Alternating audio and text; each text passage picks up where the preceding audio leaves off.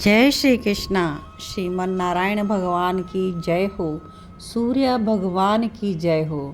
तो Krishna devotion channel के सभी भक्तों का स्वागत है और आप सभी माघ मास में अपने नियमों के अनुसार भगवान की पूजा कर रहे होंगे। माघ मास में भगवान विष्णु की, नारायण की, आदित्य भगवान की, सूर्य भगवान की उपासना करने का बहुत ही अधिक महत्व है और इस मास में आपको पुण्य माघ मास की कथा लिसन करनी चाहिए और अपने पापों का, अपने प्रारब्ध कर्मों का हमेशा के लिए उनका अंत कर देना चाहिए और एक अच्छा और सुंदर जीवन और अच्छे कर्म करते हुए व्यतीत करना चाहिए, ताकि आपका जो आवागमन का चक्र है यह हमेशा के लिए छूट जाए। तो बहुत ही सुंदर उपदेश दिया गया माघ मास की कथा में और आज हम अध्याय 27वां लिसन करेंगे, जो कि बुरे कर्मों के कारण प्रेत बन चुका है ब्राह्मण। और आगे यह क्या कहता है, आइए कथा हम श्रवण करते हैं। प्रेत ब्राह्मण से कह रहा है कि एक गांव में यज्ञ कराने वाला ब्राह्मण अनाधिकारी को यज्ञ कराने से राक्षस हो गया। हमारी संगति के लोभ से वह 8 वर्ष तक हमारे साथ रहा। उसकी हड्डियों को जब उसके पुत्र ने इकट्ठा करके गंगा जी के कनखल तीर्थ में फेंक दिया तो उसी क्षण वह दुखदाई राक्षस की योनि से मुक्त हो गया। प्रेत क्या कहता है कि इससे सिद्ध होता है कि गंगा जल की जो बड़ी ही अद्भुत महिमा है। तो मैंने देखा है कि आपके पास भी गंगा जल है। भयंकर पीड़ा से व्याकुल होकर मैं भी अपनी प्रेत योनि से छुटकारा चाहता हूँ, इसलिए मैं आपसे गंगा जल मांगता हूँ।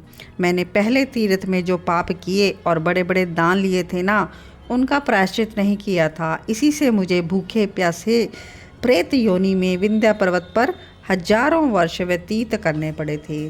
तो इस समय आप गंगा जल का दान देकर मेरे प्राणों को संतुष्ट कीजिए।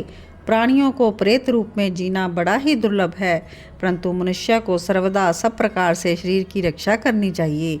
कुष्ठ इत्यादि पीड़ादायक भयंकर रोगों से ग्रस्त होने पर भी शरीर त्याग करने की इच्छा नहीं करते। देवदूती कहते हैं कि ऐसे वचन सुनकर वो ब्राह्मण थोड़ा सा विस्मित हुआ और प्रेत पर कृपा करता हुआ विचारने लगा कि संसार में पाप तथा पुण्य के फल प्रत्यक्ष देखने को मिलते हैं। देव, दानव, मनुष्य, कीड़े मकोड़े सब रोगों से पीड़ित होना, बाल युवाजनों का मरण होना, नेत्रहीनता, कुबड़ापन, ऐश्वर्य ना होना, दरिद्रता और पांडित्य तथा मूर्खता सब कर्मों का ही तो फल होता है। इस कर्म भूमि में जिन्होंने न्यायपूर्वक धन इकट्ठा किया वही धन्य है।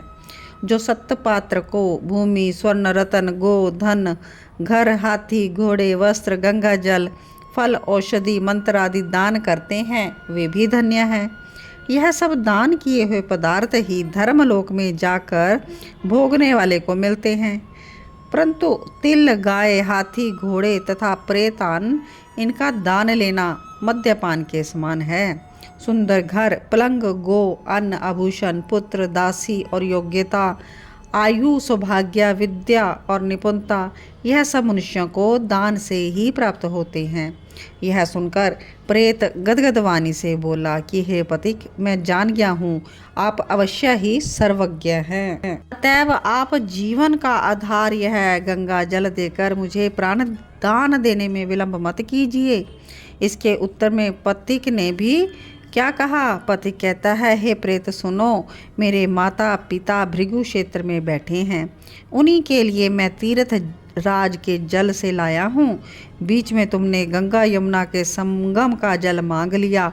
अब मैं यह विचार करके कि जिस प्रकार पक्षियों के प्राण की रक्षा करना उचित है, उसी प्रकार जल देकर आप प्रेत की प्राण रक्षा करके माता पिता के लिए फिर से जल लाऊंगा।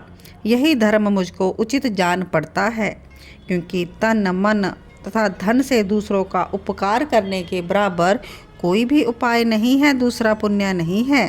प्राचीन काल में दधीची ऋषि ने परोपकार के लिए अपने प्राण त्याग दिए थे और लमेश ऋषि कहते हैं, ऐसा कहकर उस धर्मनिष्ठ श्रेष्ठ पथिक ब्राह्मण ने प्राण रक्षा के निमित्त गंगा यमुना के संगम का जल प्रेत को दे दिया।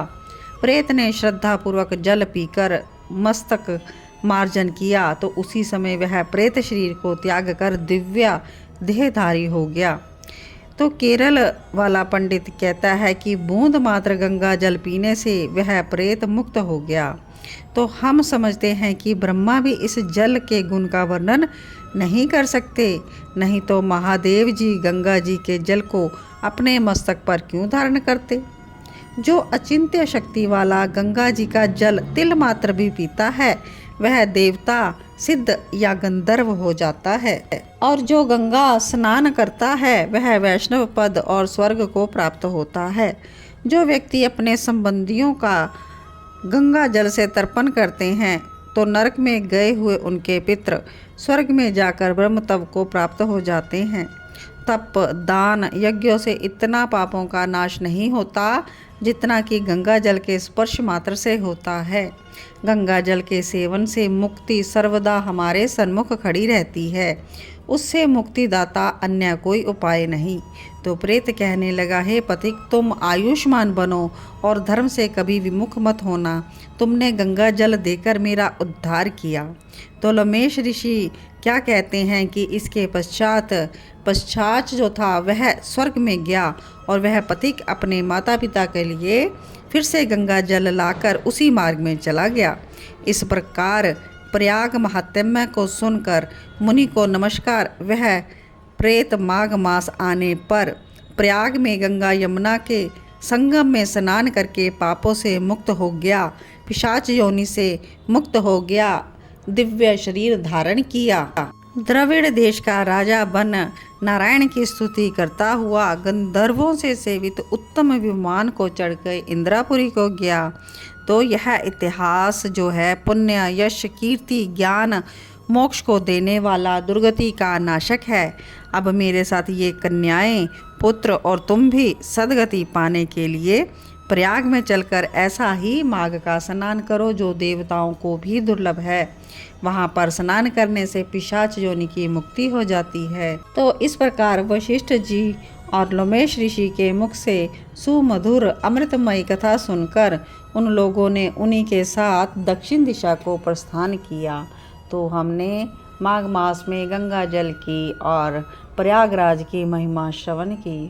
तो आप सभी जो नेक्स्ट वीडियो है उसमें नेक्स्ट कथा लिसन कीजिएगा। तब तक आप सभी को जय जय श्री राधे श्याम।